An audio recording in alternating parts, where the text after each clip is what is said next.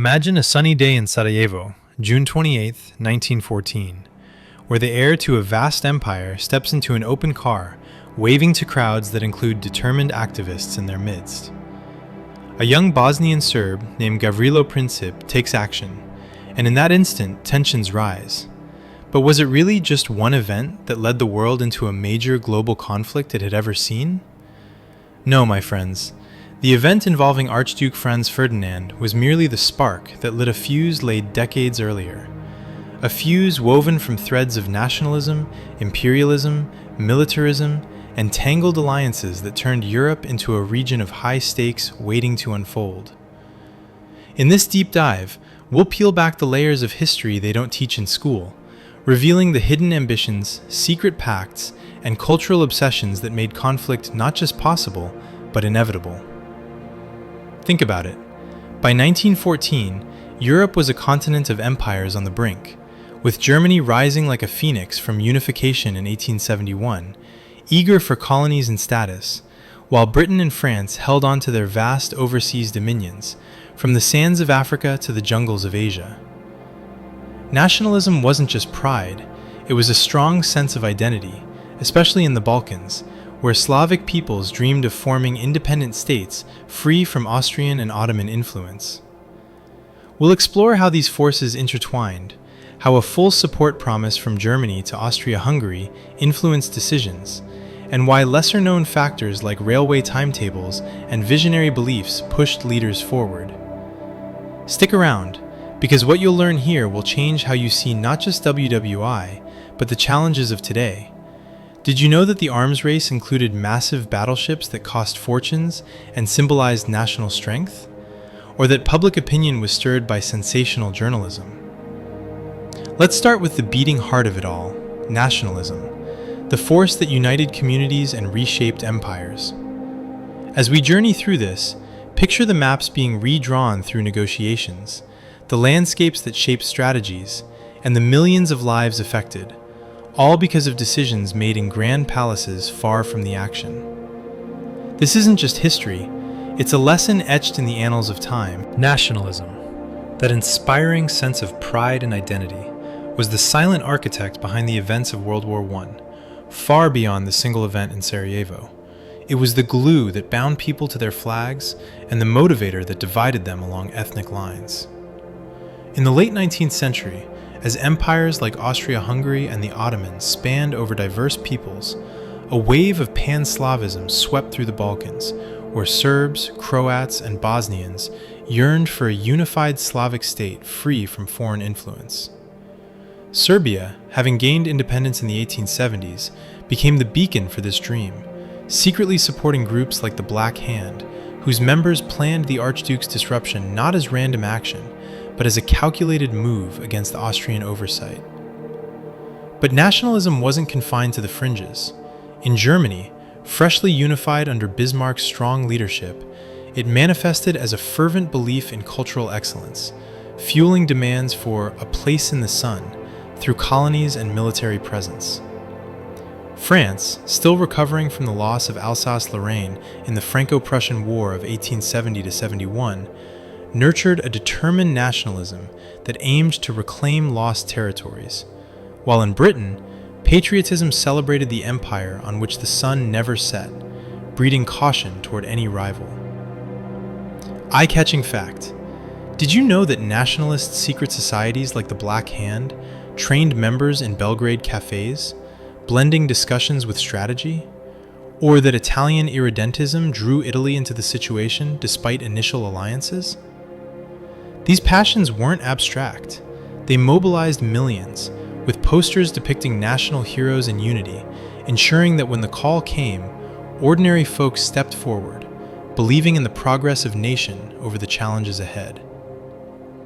As we transition to imperialism, remember how nationalism justified the expansion abroad, turning Africa into a chessboard where European powers moved pieces with strategic intent, setting the stage for global rivalries that would unfold in 1914. Imperialism, the ambitious pursuit of colonies and resources, transformed Europe into an arena of competitive giants, where the quest for empire planted seeds of rivalry that grew into World War I's developments, far deeper than any activist's plan. By the turn of the 20th century, Britain controlled a quarter of the world's land, from India to Egypt, gathering resources that fueled its industrial growth, while France oversaw Indochina and large areas of Africa, sharing cultures and economies with local populations. Germany, entering later after unification, actively pursued its own Weltpolitik, acquiring territories like Cameroon and Tanganyika during the scramble for Africa in the 1880s, which led to situations like the Moroccan discussions of 1905 and 1911, where Kaiser Wilhelm II's diplomatic approaches nearly escalated tensions early by questioning French interests. This imperial drive wasn't just about land, it was economic strategy, with colonies providing materials like rubber and oil essential for modern development, and markets for goods, creating a competitive environment where one nation's progress was another's challenge. Lesser-known twist: the Boer War in South Africa, 1899 to 1902, highlighted Britain's challenges, inspiring German naval growth and increasing caution, while in Asia, Japan's success over Russia in 1905 challenged ideas of European dominance, encouraging local aspirations everywhere. Eye-catching revelation. Did you realize that the Ottoman Empire's changes, known as the Sick Man of Europe, invited strategic moves by Russia and Austria, leading to the Balkan Wars of 1912 to 13 that adjusted borders and strengthened Slavic goals? Imperialism intertwined with nationalism, as regions sought autonomy, fueling internal discussions that empires like Austria-Hungary worked to manage. As we delve into militarism next, consider how this colonial competition required ever larger forces and fleets, turning peacetime into a preparation for significant events, with battleships symbolizing not just power, but the potential for major shifts among empires. Militarism, the emphasis on armed forces and the arms buildup that engaged Europe, turned the continent into a prepared stronghold ready for action, overshadowing the Sarajevo event as a mere note in a story of strategy and planning. From the 1890s onward, nations invested heavily in military expansions, with Germany implementing universal service that grew its forces to over 4 million reserves by 1914, while France's 3-year law lengthened terms to compete. The naval competition between Britain and Germany was notable, initiated by Admiral Tirpitz's risk theory that sought to match the Royal Navy's lead through a fleet of advanced battleships. Britain introduced the innovative HMS Dreadnought in 1906, making older vessels outdated and sparking a rush where each side constructed many, investing vast sums. This wasn't just equipment. Militarism influenced society, with leaders like Germany's Alfred von Schlieffen designing detailed plans for multi-front strategies, assuming swift advances through neutral areas, while Russia's large but organized forces depended on numbers. Hidden in this was the focus on initiative, a principle taught in academies that favored proactive moves over waiting, leading to significant efforts in the early phases. Think of the French in colorful uniforms advancing with determination, a style born of pre-event confidence. Austria-Hungary's military was a diverse group, with soldiers from many backgrounds, yet it still assembled 2 million, showing how militarism addressed internal diversities. As alliances take center stage next, note how militarism enforced strict schedules. Once preparations began, transports moved steadily toward borders, making negotiations difficult and turning potential discussions into comprehensive actions. Alliances, those interconnected pacts of mutual support, drew Europe into a complex network, transforming local issues into a widespread situation that far exceeded the Archduke's event in importance. The Triple Alliance of 1882 connected Germany, Austria-Hungary, and Italy in a protective group, mainly against France, but it encouraged Austria's regional initiatives.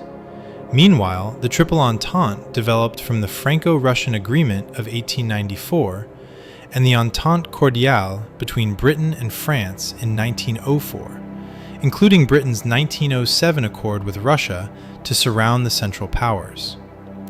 These weren't simple agreements, they were activators, as seen when Austria's July 1914 demands to Serbia, supported by Germany's full backing, led Russia to prepare in support of its ally, involving France through their pact, and prompting Germany to launch its strategic plan.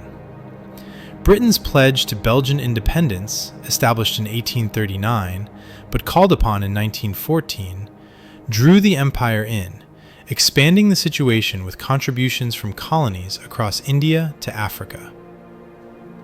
Hidden layer.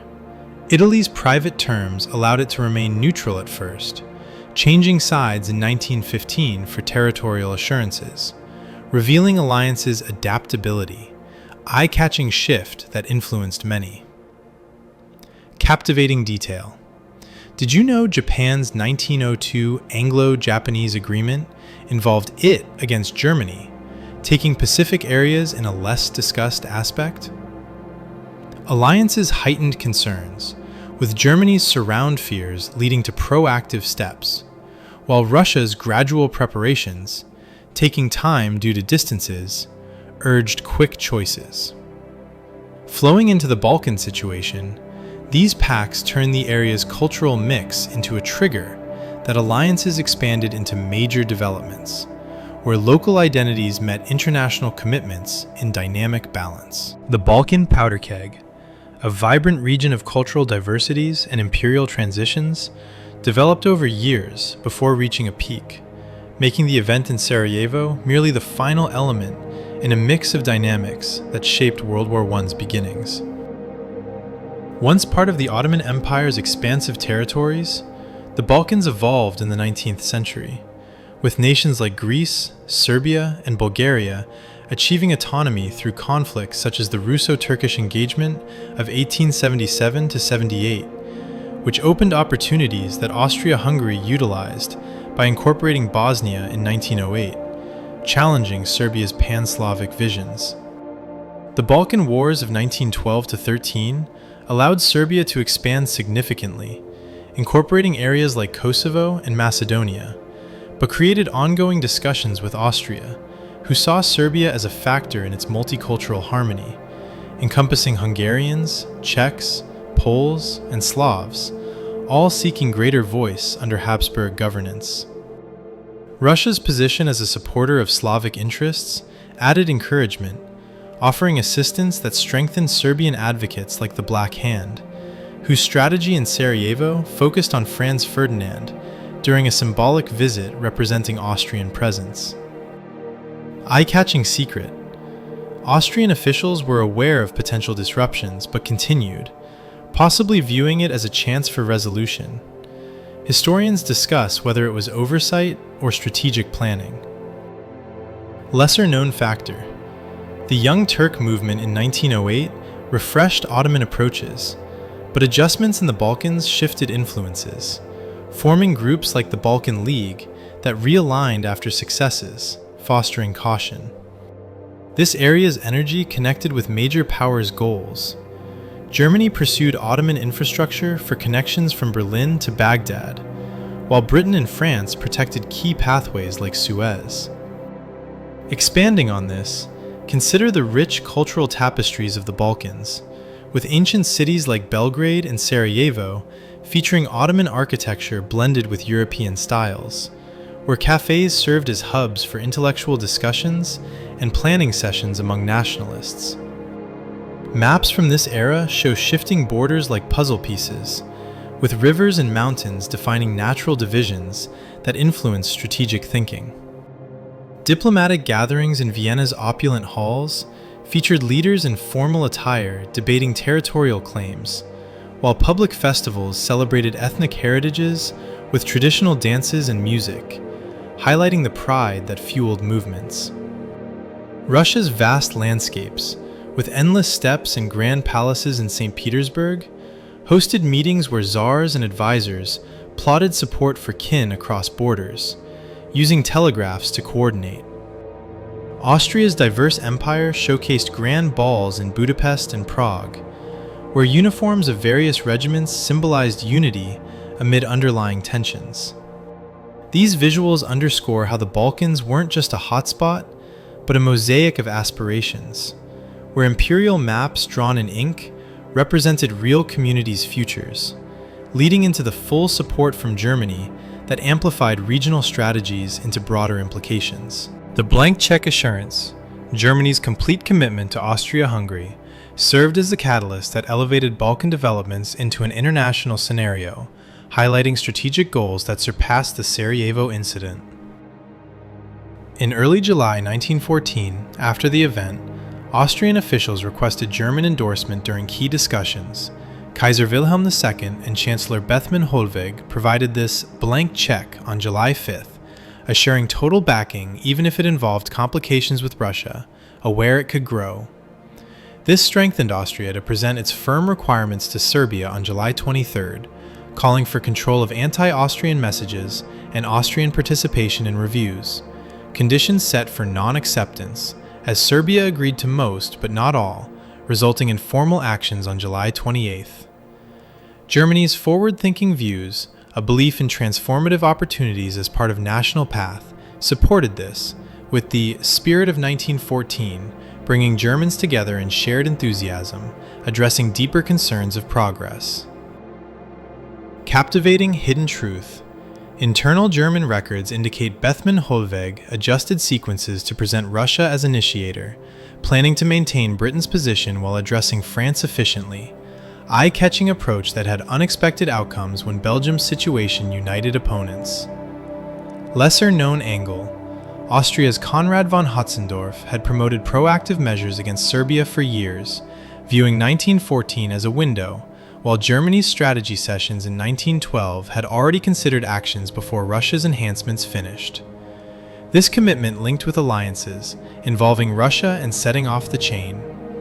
Extending further, envision the elegant rooms of Potsdam Palace where the Kaiser, in ornate military uniform adorned with medals, signed documents with a flourish, surrounded by maps of Europe unrolled on massive tables lit by chandeliers. Austrian envoys in tailored suits arrived via horse-drawn carriages, exchanging formal bows before intense negotiations over tea services of fine porcelain. Berlin's bustling streets featured crowds in period attire reading newspapers with bold headlines, while Vienna's cafes buzzed with whispers of support, patrons in fedoras and dresses discussing implications. Russian ambassadors in fur-trimmed coats traveled by train across snowy plains to deliver messages, their briefcases holding sealed envelopes. These scenes capture the diplomatic theater, where handshakes and signatures in grand libraries with bookshelves towering to ceilings represented alliances forged in strategy, not just words, transitioning to additional influences where this assurance revealed economic and cultural motivators, viewing opportunities as paths to renewal for established systems. Lesser-known factors. Those underlying elements like economic competitions, social theories, and fixed preparation schedules created a subtle framework that made World War I's start inevitable, going beyond even the main reasons in their subtle impact. Beyond the primary elements, economic aspects were significant. Germany's quick industrial rise surpassed Britain's, leading to trade competitions and colonial pursuits for outlets, with policies like the U.S. McKinley Act encouraging protections that built caution. Eye-catching stat. By 1913, Germany made more steel than Britain, sparking admiration and investments in developments that supported industries linked to strategic tools. Social Darwinism, shared by thinkers like Herbert Spencer, supported expansions and preparations as advancement of the capable, influencing learning and communications, where publications encouraged national pride. Did you know the British popular press, like the Daily Mail, published stories of potential challenges, increasing participation? Transportation schedules were a critical detail. Germany's strategic plan relied on exact timings, making limited actions unfeasible. Once initiated on July 30th, it proceeded steadily, urging leaders to decide promptly. Cultural visions in Germany saw opportunities as renewing phases, while in Russia, shared heritage idealized aiding related groups. Hidden societal roles. Movements for rights intersected with peaceful ideals, but communications adapted them for supportive positions. Public views, guided by managed sources, called for steps. France's united front quieted differences. These elements enhanced visible reasons, like how economic changes in 1913-14 provided focus for internal matters. Delving deeper, picture bustling factories in the Ruhr Valley with smokestacks billowing white clouds against blue skies. Workers in overalls operating massive machines forging steel beams. London boardrooms with suited executives poring over ledgers under gas lamps, discussing trade routes on world maps pinned to walls. Classrooms in Berlin featured professors in tweed jackets, lecturing eager students on evolutionary ideas. Chalkboards filled with diagrams of progress. Train stations across Europe showed locomotives gleaming in sunlight, schedules posted on ornate boards, conductors in uniforms waving flags as cars departed precisely on time.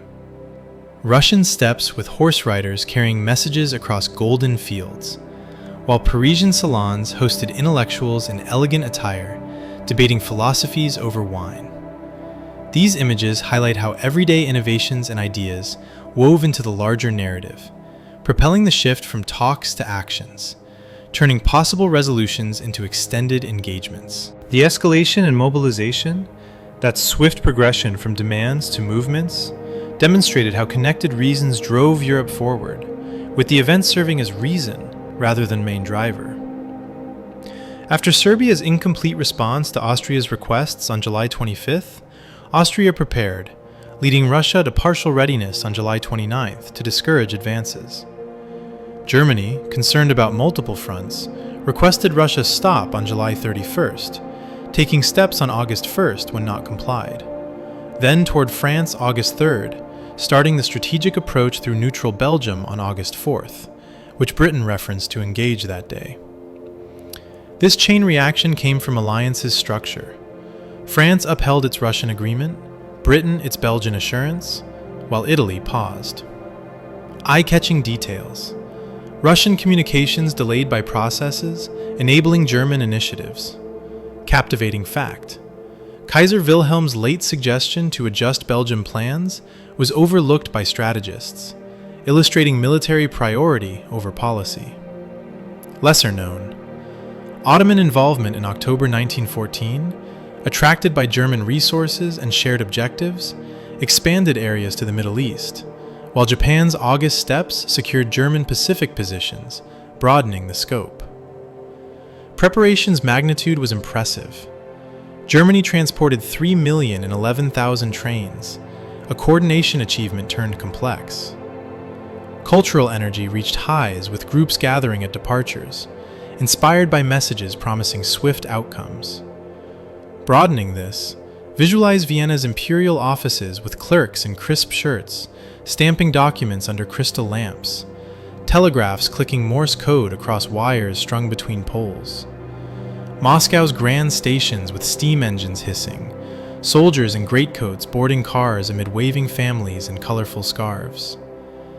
Berlin war rooms featured generals in peaked caps, pointing at wall-sized maps with wooden pointers, while Paris boulevards showed citizens in berets reading proclamations posted on kiosks.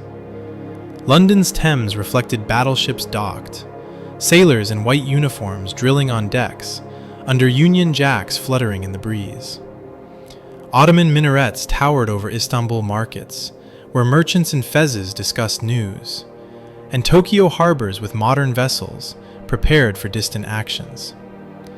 These vivid settings show the human element in escalation, from quiet diplomatic cables to bustling mobilizations, reshaping global landscapes and leading into reflections on lasting impacts. In conclusion, the real causes of World War I extend far beyond that notable event in Sarajevo, forming a detailed network of nationalism, imperialism, militarism, alliances, Balkan dynamics, full commitments, underlying economic forces, and steady progressions that guided a generation through major changes, insights that resonate in today's interconnected world.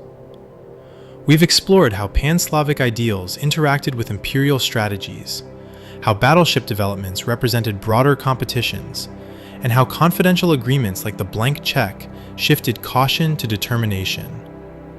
Eye-catching legacy.